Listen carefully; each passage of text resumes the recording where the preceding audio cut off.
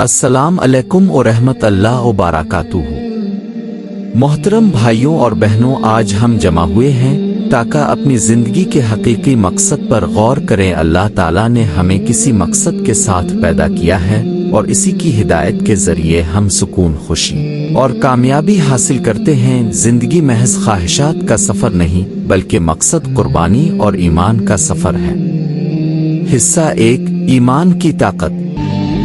ایمان وہ روشنی ہے جو ہمیں اندھیروں میں راستہ دکھاتی ہے، چاہے ہمارے امتحانات کتنے بھی مشکل ہوں۔ جب ہم اللہ پر بھروسہ کرتے ہیں تو وہ ایسے دروازے کھول دیتا ہے جس کا ہم تصور بھی نہیں کر سکتے۔ یاد رکھیں حضرت ایوب علیہ السلام کی کہانی، جنہوں نے ناقابل یقین تکالیف میں صبر کیا، ان کا ایمان کبھی کمزور نہیں ہوا اور اللہ نے ان کو توقع سے بڑھ کر اجر دیا۔ حصہ 2، نماز اور ذکر کی اہمیت۔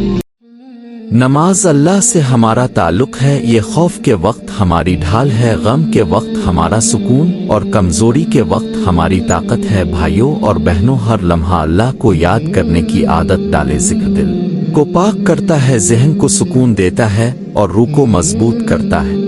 حصہ 3، صدقہ اور دوسروں کی مدد کی اہمیت۔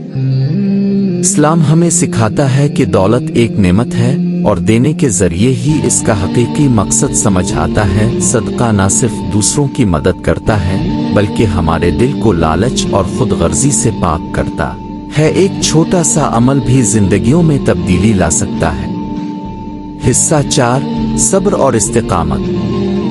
زندگی آپ کو چیلنج کرے گی، مشکلات، نقصان اور مایوسی کے لمحات آئیں گے، لیکن یاد رکھیں صبر ایک فضیلت ہے جس کا اللہ نے بڑا اجر وعدہ کیا ہے۔ ہر مشکل میں ایک سبق چھپا ہے اور ہر آزمائش اللہ کے قریب ہونے کا موقع ہے۔ حصہ 5، امن پھیلانا اور اچھا کردار۔ ایک سچا مومن اپنے کردار سے پہچانا جاتا ہے۔ اچھا بولیں، انصاف کریں اور دوسروں کے ساتھ احترام سے پیش آئیں۔ مہربانی سے شروع ہوتا ہے اور مہربانی ایک خالص دل سے شروع ہوتی ہے۔ حضرت محمد صلی اللہ علیہ وسلم نے ہمیں سکھایا کہ ایک مسکراہٹ بھی صدقہ ہے۔ بھائیوں اور بہنوں، آئیے ان تعلیمات پر غور کریں اور انہیں اپنی روزمرہ زندگی میں لائیں۔ آئیے اپنے ایمان کو مضبوط کریں، دل کو پاک کریں اور ایسی زندگی گزاریں جو اللہ کو پسند ہو۔ اللہ ہم سب کو ہدایت دے، ہمارے گناہوں کو معاف کرے اور دنیا اور آخرت میں کامیابی عطا فرمائے۔ السلام علیکم ورحمۃ اللہ وبرکاتہ۔